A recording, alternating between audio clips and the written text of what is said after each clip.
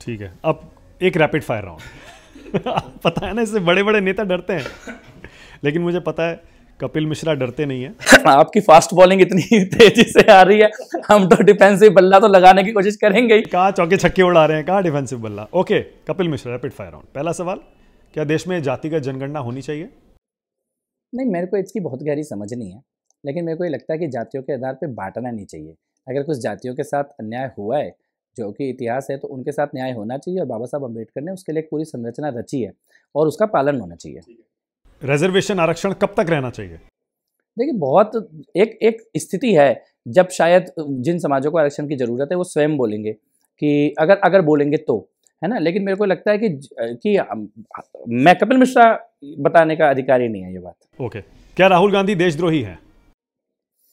मैं क्या ही बोलूँ इस बारे में। देखो, उन्हें देश के बाहर जाकर देश के खिलाफ बयान नहीं देना चाहिए। देश के अंदर जो भी राजनीति करे वो चलेगी। ओके, क्या गौ हत्या पूरे देश में बैन होनी चाहिए? होनी चाहिए, निश्चित तौर पे होनी। नॉर्थ ईस्ट में भी होनी चाहिए। देखिए, गो हत्या, बीफ, गोवा में भी, साउथ में भी, पर बहुत सारी चीजें और भी होती हैं, लेकिन गाय, गौ माता जिसको बोलते हैं, मेरे को लगता है कि एक दूसरे की भावनाओं का सम्मान करना चाहिए, अगर लेकिन जबरदस्ती नहीं होनी चाहिए कोई भी चीज, है ना। सम्मान पूर्वक समझा बुझा के एक दूसरे का मान मर्यादा रखते हुए, कुछ फैसले आंखों की शर्म के होते हैं, कुछ फैसले एक दूसरे के सम्मान के होते हैं।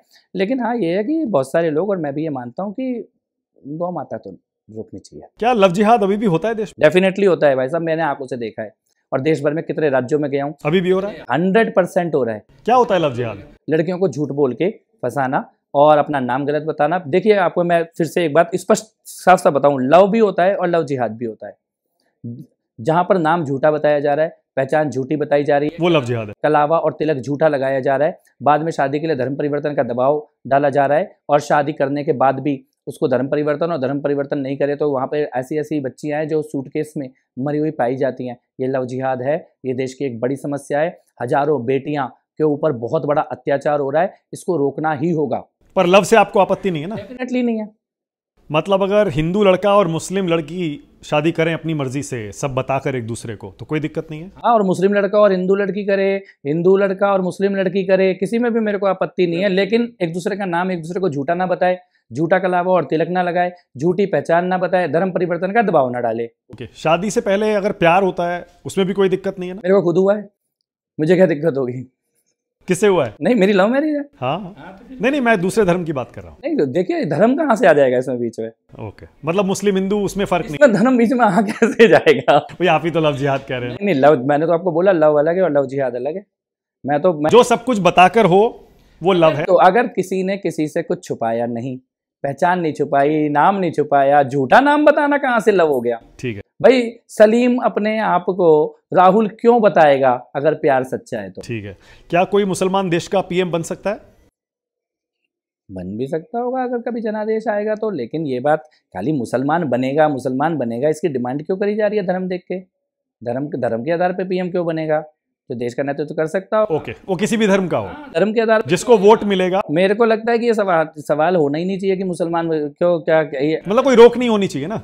रोक है कहाँ कॉन्स्टिट्यूशन में? कोई रोक नहीं, कोई रोक नहीं है। नहीं, कपिल मिश्रा क्या मानते हैं? नहीं, कपिल मिश्रा इसमें क्या कॉन्स्टिट्यूशन चेंज कर देगा? कपिल मिश्रा क्या कॉन्स्टिट्यूशन में रोक नहीं है तो रोक नहीं है, इसमें क्या बात है?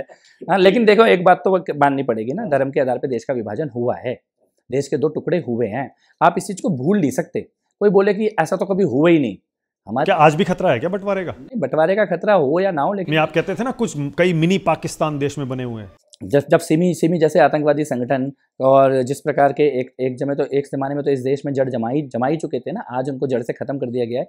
पीएफआई का जो मैनिफेस्टो है, मैं नहीं करा, ये तो महाराष्ट्र का हाईकोर्ट बोल रहा है कि पीएफआई ने 2047 तक भारत को मुस्लिम राष्ट्र बनाने का मिशन बना के, उनके डॉक्यूमेंट मिले कि वो इस मिशन पे काम कर रहे थे, तो इसकी चिंता तो होनी चाहिए समाज में। मुस्लिम सीएम भी हो सकता है ना, कोई दिक्कत नहीं है ना?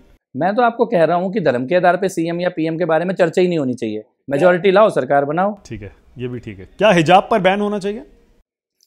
व्यक्तिगत हिजाब कोई पहन रहा है उसकी चॉइस है, जबरदस्ती पहनाया जा रहा है, या सार्वजनिक कोई संस्थान है, जैसे कि एक स्कूल है, उसमें स्कूल की एक ड्रेस है, कॉलेज है या उसमें कॉलेज की एक यूनिफॉर्म है, अब वो यूनिफॉर्म को बोलो कि मैं तो यूनिफॉर्म नहीं पहनेंगे, हम तो अपना यही पर्टिकुलर पहनेंगे, इसके बारे में खुलकर समाज में चिंतन होना चाहिए। ओके, हलाला बैन होना चाहिए, और क्या अभी भी होता है क्या? 100% होता भी है, और बैन तो होनी चाहिए। मतलब इसको बैन नहीं होना चाहिए तो कोई भी नहीं बोलेगा।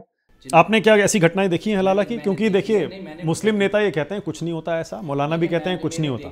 मेरे पास मुस्लिम बहनें भी आई हैं जिन्होंने ये बातें बताई हैं, और उनका रिकॉर्डेड इंटरव्यू भी देश में सबके सामने है।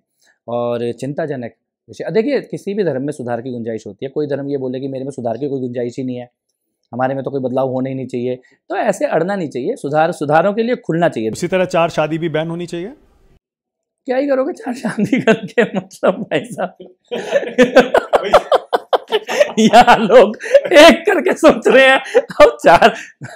भाई आप लोग कहते हैं ना यूनिफॉर्म सिविल, आप कहते हैं यूनिफॉर्म सिविल कोड आना चाहिए, मतलब यूनिफॉर्म सिविल कोड आना चाहिए। भाई आप कहते हैं ना शरिया में इनको 4 शादी अलाउड है। बाबा साहब अम्बेडकर जी ने कहा है कि यूनिफॉर्म सिविल कोड देश में आना चाहिए। हम तो बाबा साहब अम्बेडकर की बात फॉलो हो ये कहते हैं, मतलब 4 शादी बैन होना चाहिए ना, एक ही शादी अलाउड है। कानून सबके लिए बराबर। ठीक है, ट्रिपल तलाक ऑलरेडी बैंड है, क्या अभी भी हो रहा है क्या समाज में? कई कई जगह तो हो ही रहा है, अखबारों में टीवी में खबरें आती हैं, लेकिन मुस्लिम बहनों को बहुत राहत मिली है इस कानून को बनने के बाद।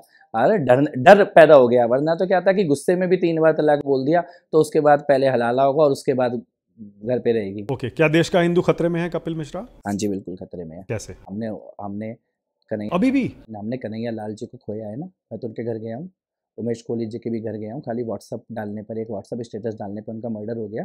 प्रवीण नेतारू जी के भी मैं घर गया हूँ। तो मैं इन परिवारों से व्यक्तिगत तौर पे मिलके आया हूँ। जहाँ जहाँ बीजेपी की सरकारें हैं वहाँ भी ये बात सरकार की या सरकार ना होने की नहीं है, समाज की है। ये है कि हाँ समाज में कुछ ऐसे लोग हैं ना जो कि ये नारा लगाते हैं, ये बोल दिया तो सर कलम कर देंगे, वो बोल दिया तो सर तन से जुदा कर देंगे। ये नारे लगाने वाले के मन में कुछ तो विष है ना, कुछ तो हिंसा का भाव है ना, उसका एक खतरा है। आपने कन्हैया लाल, रामनवमी का जुलूस निकलेगा पत्थर चल जाएगा, हनुमान जयंती का जुलूस निकलेगा पत्थर चल जाएगा, तो ये खतरा नहीं है कि खाली प्राण ही जाएगा किसी का तभी खतरा नजर आएगा? डेफिनेटली खतरा है। और मेरे को ये लगता है कि इसके बारे में ये सरकारों के या सरकारों के होने या ना होने की बात नहीं है।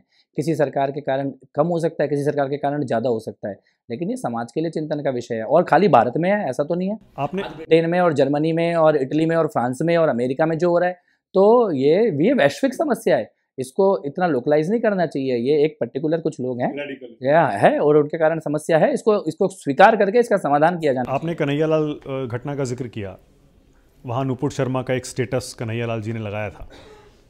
आप मानते हैं नुपुर शर्मा के साथ ज्यादती हो रही है? देखिए सबसे पहले मैं मानता हूँ मेरी बहन है, मैं लगातार उनके संपर्क में रहता हूँ, मैं उनसे मिलता हूँ। मेरे मन में केवल सबसे बड़ी चिंता ये है कि सुरक्षित रहे। मेरे मन में ये बहुत बड़ी चिंता है। मैं महादेव से, महाकाल से बार बार ये प्रार्थना करता हूँ कि नुपुर शर्मा सुरक्षित रहे। बाकी जो भी कुछ है वो समय के साथ हो ही जाएगा, लेकिन सबसे पहले प्राण। और ये मैं डेफिनेटली, आज भी उनकी जान को खतरा मानते हैं? डेफिनेटली सलमान रश्दी जी के ऊपर 36 साल के बाद अटैक किया गया है, तो इसीलिए मैं कह रहा हूँ कि ये जो रेडिकलाइजेशन है, जिसकी चिंता इस्लामिक रेडिकल इस्लाम, इसकी चिंता पूरी दुनिया को है। तो आप जब भारत की बात, तो आपकी जब बात होती है तो कैसी हैं नुपुर? अब ठीक हैं, पहले से बेहतर हैं, क्या कहती हैं? तो कैसे ही होंगी पहले से, लेकिन ठीक हैं, स्वस्थ हैं, प्रसन्नचित्त हैं और ईश्वर में उनको भरोसा है। और हम सब प्रतीक्षा रहते हैं कि हम सार्वजनिक रूप से भी नुपुर जी आए। क्या मुस्लिम खतरे में है क्या? जैसा विपक्षी दल बहुत सारे और मुस्लिम नेता, कट्टर मौलानाओं से बहुत खतरा है मुसलमानों को। ये जो रोज रोज के फतवे जारी करते हैं, इनसे डेफिनेटली बहुत। क्या मुस्लिम देश का डरा हुआ है क्या कपिल? किससे डरा हुआ है? बीजेपी से, संघ से, वीएचपी से, हिंदूवादी संगठनों से, कपिल मिश्रा जैसे नेताओं से? दिखाई देता है क्या आपको कोई डरा हुआ? जो चलते हुए छोड़ो, मैं इस बात को बोलूँगा नहीं, लेकिन उनके पास भय का कोई कारण नहीं है। और अगर उनको भय हो किसी मुस्लिम को, तो भय होना चाहिए उन कट्टर मौलानाओं से और वैसी जैसे लोगों से जो उनको डरा के अपनी दुकान चला रहे हैं। क्या सब इस देश में सब हिंदू हैं क्या, जैसा आरएसएस भी कहता है? नहीं, एक मूल तो है ही ना, मूल तो है ही ना। आप मतलब हिंदू राष्ट्र है। देखिए धरती सूरज के चारों ओर घूमती है। ये बात जब वैज्ञानिकों ने नहीं मानी थी तब भी धरती सूरज के चारों ओर ही घूमती थी। जब वैज्ञानिकों ने मान ली तब भी धरती सूरज के चारों ओर ही घूम रही है। तो कोई मानेगा या नहीं मानेगा, इसका धरती के सूरज के परिक्रमा करने पर कोई फर्क नहीं पड़ता। ठीक है, और देश के संसाधनों पर सबका बराबर का हक मानते हैं आप? सबका बराबर का हक है, बराबर का हक है, बराबर, किसी का विशेष हक नहीं है। ठीक है। संविधान से क्या सेक्युलर और सोशलिस्ट शब्द हटा देना चाहिए? संविधान में है ही नहीं वो शब्द। प्रियम्बल में है? नहीं, वो तो डाला ही गलत है। डाला गया, गलत है, डाला ना, इमरजेंसी में डाला गया ना। हटा देना चाहिए। आपने डाला कि नहीं डाला? बाबा साहब ने तो नहीं डाला, बाबा साहब अम्बेडकर ने नहीं डाला, इंदिरा गांधी जी ने आपातकाल में उसको डाला। हटना या नहीं हटना, ये देश का जो नेतृत्व कर रहे हैं सब लोग चिंतन करेंगे, लेकिन वो जो डालने की प्रक्रिया है वो वैधानिक नहीं है। ओके, बटेंगे तो कटेंगे में काटने वाला कौन है? कौन काटेगा? आपने तो ये तो हमने बचपन से सुना है ना भाई, united we stand, divided we fall. अगर इस बात को कोई बोल दे बटेंगे तो कटेंगे, तो लोगों के पेट में दर्द होने लग जाता है। ये तो दूसरी क्लास में पढ़ाया जाता है। एक है तो सेफ है भी तो बोल सकते हैं, जैसे प्रधानमंत्री बोलते आप एक है तो सेफ है बोल दीजिए, कौन मना कर रहा है? मैं भी एक है तो सेफ है बोल दूंगा, तो दोनों की मीनिंग कोई अलग है क्या? मैं ये कह रहा हूँ लोग हैं। बटेंगे तो कटेंगे मतलब ऐसे अगर कोई आके काट देगा। काटा नहीं है क्या लोगों ने? आके लोगों ने काटा नहीं है क्या? अयोध्या का मंदिर जिन लोगों ने तोड़ा उन्होंने लोगों को काटा नहीं? आके क्या फूल बरसा रहे थे? वो काशी और मथुरा में फूल बरसाए गए थे। अब मैं कुछ नाम लूंगा, जो पहला शब्द आपके जहन में आता है आपको। मेरे को मत खेलो ये खेल। अगर आपको कुछ नहीं आता तो आप पास कह सकते हैं। देखते हैं। अरविंद केजरीवाल। झूठा फरेबी। आतिशी। मंत्रा। मंत्रा। हाँ डेफिनेटली आम आदमी पार्टी की मंत्रा है। आम आदमी पार्टी के नेताओं से पूछो, वो मानेंगे मेरी बात को। मनीष सिसोदिया। मनीष सिसोदिया एक भटका हुआ इंसान, चलना कहीं और था, चला कहीं और गया। सौरभ भारद्वाज। सौरभ भारद्वाज पास। कुमार विश्वास। माँ शारदा के सुपुत्र। दोस्ती है? हाँ डेफिनेटली दोस्ती है, और दोस्ती का तो खैर मेरा कद नहीं है उनसे दोस्त बनने का, उनका फैन हूँ। तो बीजेपी में क्यों नहीं ले आते उनको? प्रशंसक हूँ, सुनता हूँ उनके गीतों को, उनकी कविताओं को। माँ शारदा की कृपा उनकी वाणी पर साक्षात है। हिंदुत्व पर देखिए क्या खुलकर आजकल बोल रहे हैं वो, तो बीजेपी में क्यों नहीं ले आते उनको? मेरा कद बहुत छोटा है भाई साहब। हाँ। संदीप दीक्षित। उनकी माँ को एक बेहतर सपूत की आशा रही होगी जिस दिन वो केजरीवाल के घर चले गए थे, जब लोकसभा का चुनाव में गठबंधन हुआ। उन्हें नहीं जाना चाहिए था। आज वो जो लड़ाई लड़ने की कोशिश कर रहे हैं, मुझे लगता है कि कहीं ना कहीं उनकी माताजी को संतोष होगा कि माँ के ऊपर जिसने आरोप लगाए, कम से कम उससे लड़ने की हिम्मत तो करो भाई। शीला दीक्षित। देखिए शीला दीक्षित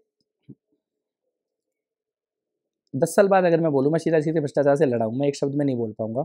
शीला दीक्षित के सामने खड़े होकर मैंने दिल्ली की विधानसभा में प्रोटेस्ट किया था और अरेस्ट हुआ था 2007 में, कॉमनवेल्थ के बारे में, जब यमुना में खेलगांव बनाने की बात हुई थी।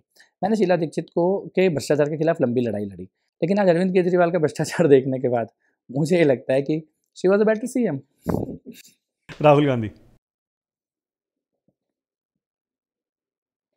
राहुल राहुल राहुल गांधी को इस देश को समझना होगा। अभी वो इस देश को समझे नहीं है। उन्हें लगता है कि 2-4 दिन लोगों के बीच में घुस के और जेएनयू के कुछ लोगों से अपने भाषण लिखवा के वो देश की राजनीति चला सकते हैं। ऐसा होता नहीं है।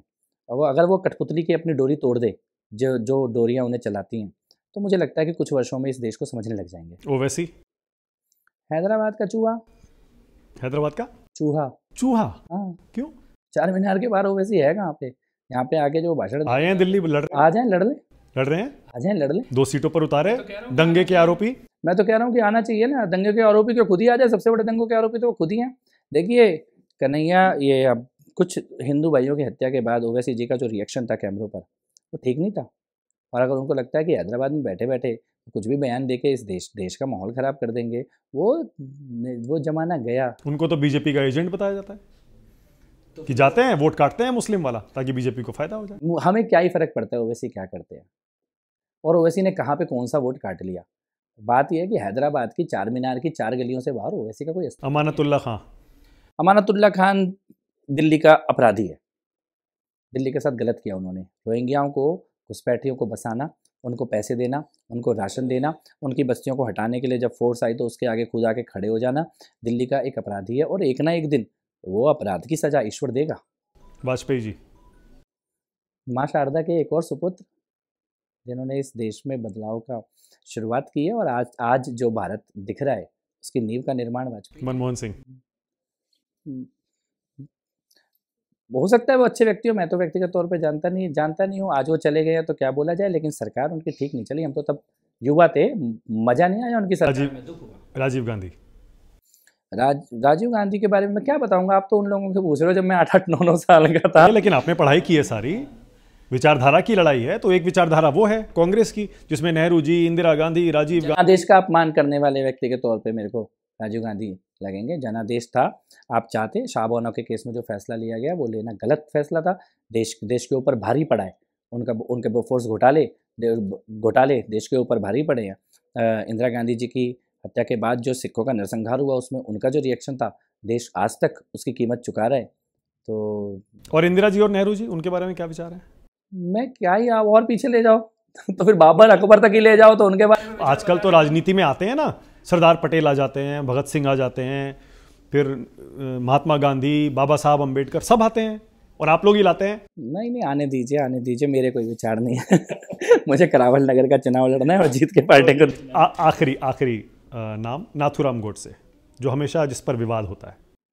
नहीं, जो लोग विवाद करते होंगे वो करते होंगे। मेरे ख्याल से तो जो महात्मा गांधी जी की हत्या हुई वो नहीं होनी चाहिए थी, और उसकी जो सजा भारत के संविधान ने दी वो उचित सजा थी।